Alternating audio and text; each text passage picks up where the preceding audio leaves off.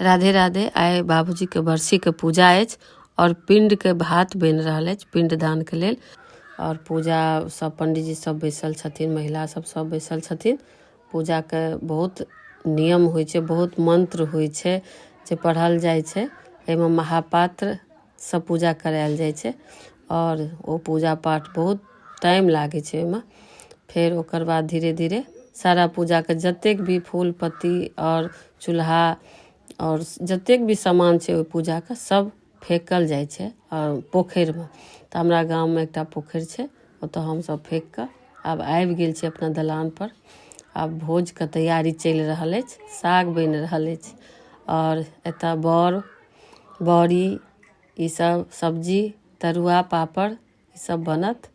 और कारीगर का प्रशंसा कयल जाय, कियाकि कारीगर बहुत बढ़िया खाना बना रहल छथि। और